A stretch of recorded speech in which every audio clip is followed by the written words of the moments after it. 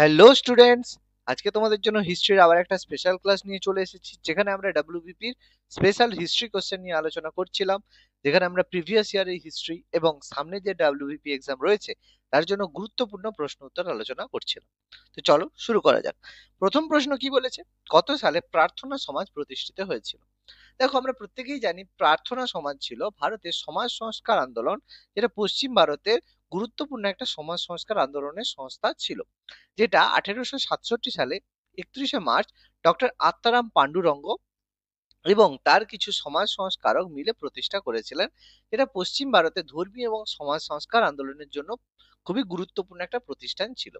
যে প্রার্থনা সমাজ থেকে পরবর্তীকালে আমাদের যে বিভিন্ন ধর্মীয় আন্দোলন বা সমাজ সংস্কার আন্দোলন মানে লাভ করেছিল। ওকে, পরবর্তী প্রশ্ন কি বলেছে দেখা যাক। ওকে, কাবুলিয়াত এবং পাট্টা কে প্রবর্তন করেন? দেখো, পাট্টা এবং কাবুলিয়াত প্রত্যেকেই জানি যে শের শাহ প্রবর্তন করেছিলেন। শের শাহ সুরি ভারতের সুরি ডাইনেস্টির ফাউন্ডেশন করেছিলেন, যেখানে আমাদের মোগল সাম্রাজ্যের যে দ্বিতীয় শাসক তিনি ছিলেন আমাদের হুমায়ুন। তো হুমায়ুনকে পরাজিত করে 1540 খ্রিস্টাব্দে শের শাহ কি করেছিল, ভারতে সুরি ডাইনেস্টির ফাউন্ডেশন করেছিলেন। এবং তিনি ফাউন্ডেশন করার পরে তার ভূমি সংস্কার ল্যান্ড রিফর্মের জন্য দুটো গুরুত্বপূর্ণ জিনিস তৈরি করেছিলেন। একটা ছিল কাবুলিয়াত আর একটা ছিল পাট্টা প্রথা। এটা কি ছিল? এই প্রথা অনুযায়ী কৃষকদের জমির পরিমাণ, যে কৃষকদের অধীনে কতটা জমি থাকবে, তার উপরে তার কতটা অধিকার থাকবে এবং কতটা রাজস্ব সে প্রদান করবে, সেই অনুযায়ী সরকার পাট্টা নামক একটা দলিল দিত। অর্থাৎ পাট্টা দলিলটা সরকার চাষিকে দিত। আর কৃষকরা কি করতো, কৃষকরা রাজস্ব নিয়মিত মিটিয়ে দেওয়ার অঙ্গীকার করে একটা কবুলিয়ত অঙ্গীকার পত্র জমা দিত। অর্থাৎ মনে রাখবে, পাট্টা সরকার মানে কৃষকদের দিত, আর কবুলিয়ত কৃষকরা সরকারকে দিত। এটা চালু করেছিলেন শের শাহ সুরি। খুবই গুরুত্বপূর্ণ, এটা কিন্তু পরীক্ষায় প্রচুরবার কোশ্চেন এসেছে, এটা যেন ভুল না হয়। চলো পরবর্তী প্রশ্নে যাওয়া যাক। পরবর্তী প্রশ্নে যাওয়ার আগে ইজি টু সাকসেস থেকে তোমরা পাচ্ছ লাইভ ক্লাস প্লাস রেকর্ডিং, সঙ্গে অনলাইন মক টেস্ট এবং PDF study material. Live class, recording, online mock test, study material, এগুলো তোমরা upcoming WBP, KP, railways, PSC, SSC, upper primary, primary টেটের জন্য তোমাদের অ্যাভেলেবেল রয়েছে। এছাড়া এসএলএসটি হিস্ট্রির জন্য তোমরা স্পেশাল ক্লাস পেয়ে যাবে।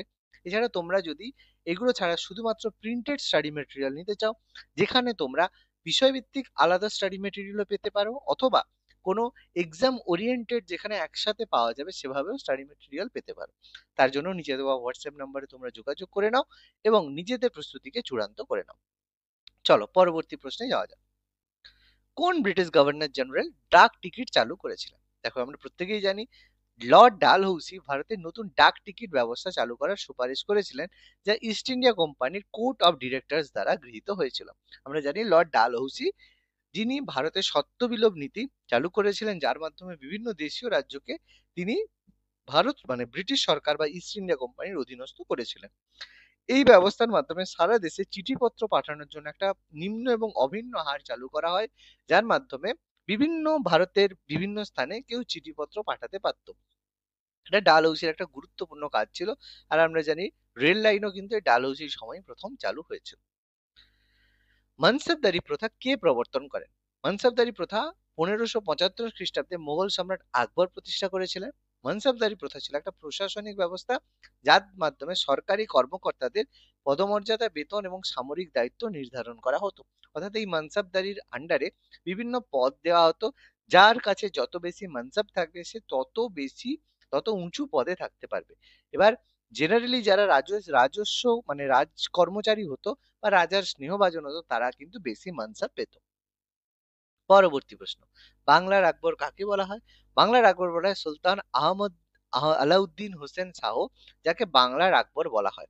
তিনি বাংলাতে যে ইলিয়াস শাহী এবং তারপর যে হুসেন শাহী ছিল, সেই হুসেন শাহী বংশের প্রতিষ্ঠাতা ছিলেন এবং তার শাসনকাল 1494 থেকে 1538 পর্যন্ত বলা হয়ে থাকে।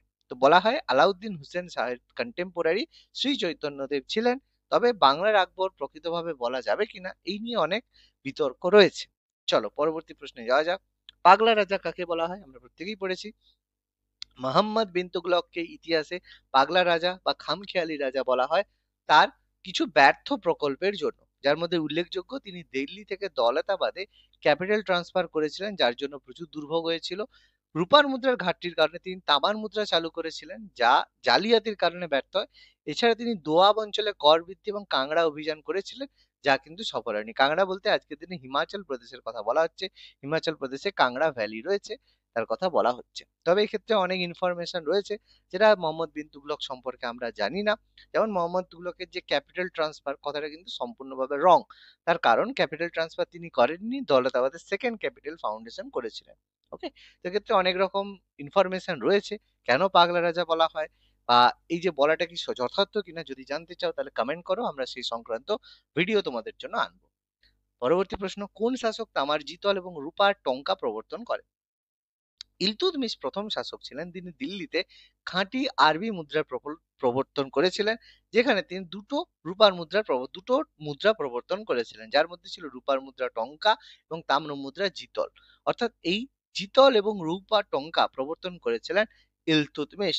এর ফলে দিল্লি সুলতানের অর্থনৈতিক ব্যবস্থা সুগঠিত হয়েছিল।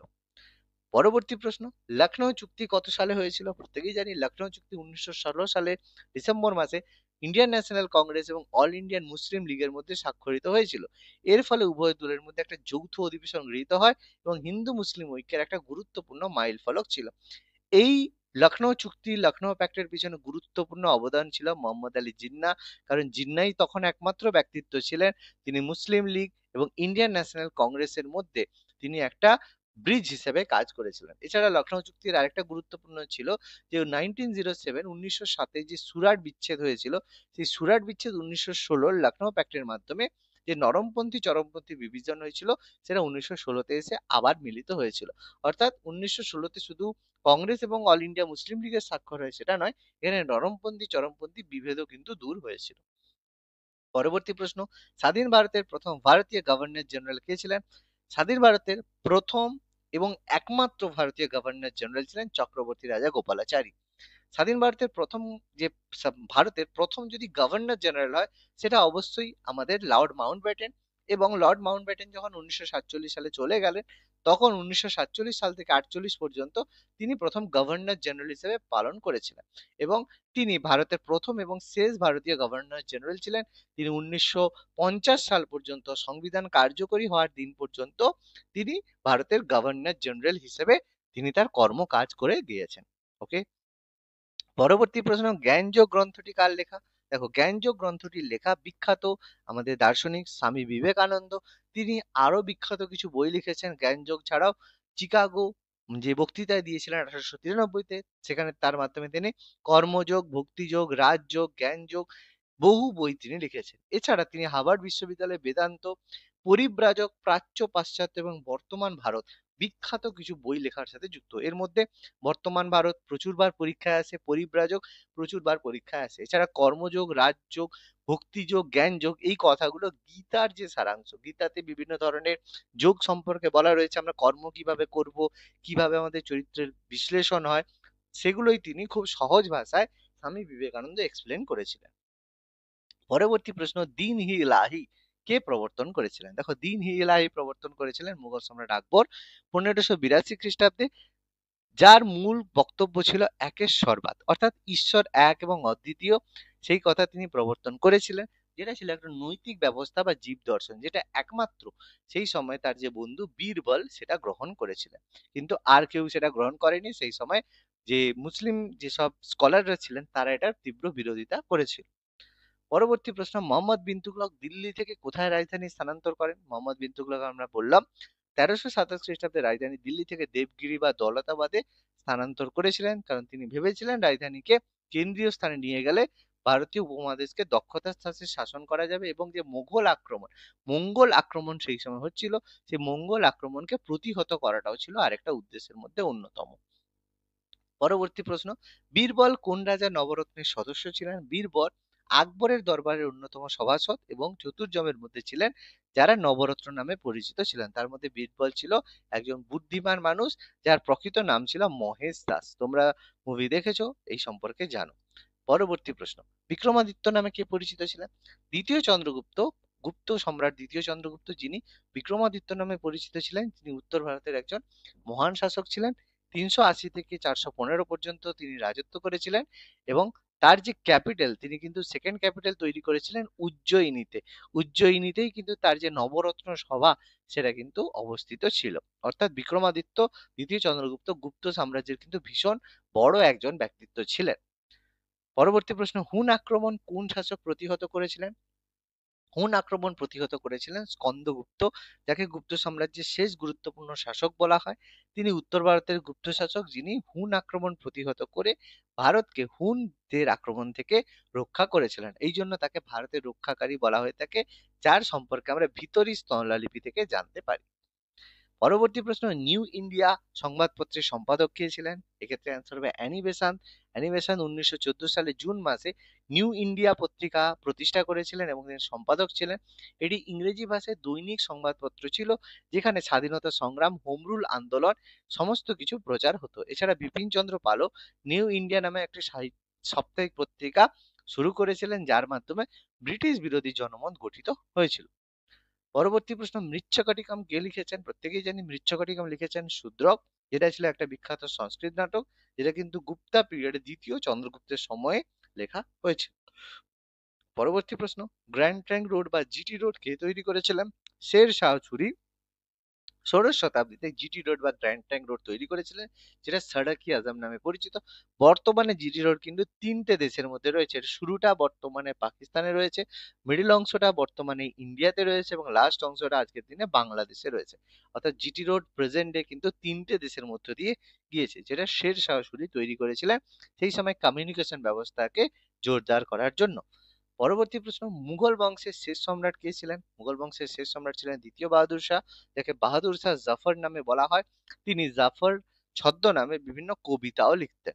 তো তিনি মুঘল সাম্রাজ্যের শেষ বিংশতম এবং শেষ সম্রাট ছিলেন, যিনি 1837 থেকে 57 পর্যন্ত রাজত্ব করেছিলেন।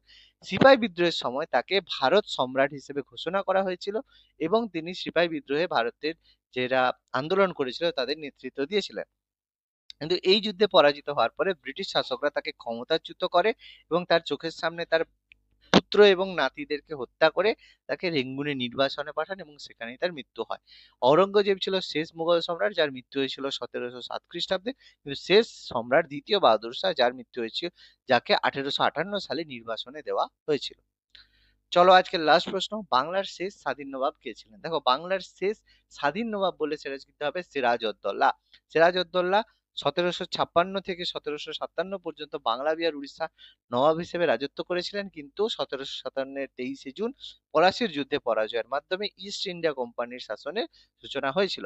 কিন্তু যদি শেষ আমাদের এটা কিন্তু খেয়াল রাখতে হবে, সিরাজউদ্দৌলা যে আলীবর্দী খান ছিলেন, আলীবর্দী খানের যে কন্যা ছিল আমিনা বিবি, তার পুত্র ছিলেন সিরাজউদ্দৌলা। অর্থাৎ আমাদের যে পূর্ববর্তী যে নবাব আলীবর্দী খান, আলীবর্দী খান কিন্তু সিরাজউদ্দৌলা দাদু ছিলেন, বা সিরাজউদ্দৌলা আলীবর্দী খানের নাতি ছিলেন, কিন্তু মেয়ের ছেলে নাতি ছিলেন কিন্তু সিরাজউদ্দৌলা। এটা কিন্তু মাথার মধ্যে রাখতে হবে, এটা মাঝে মাঝে আমাদের রিলেশনশিপ দিয়ে কোশ্চেন আসে। তাহলে আজকের ক্লাসটা কেমন লাগলো তোমরা অবশ্যই কমেন্ট করে জানাও, এবং এই ধরনের যদি আরো ক্লাস পেতে চাও তাহলে অবশ্যই আমাদের চ্যানেল ফলো করো, সাবস্ক্রাইব করো এবং কমেন্ট করে জানাও তোমরা আরো কি ধরনের ক্লাস পেতে চাও। ধন্যবাদ।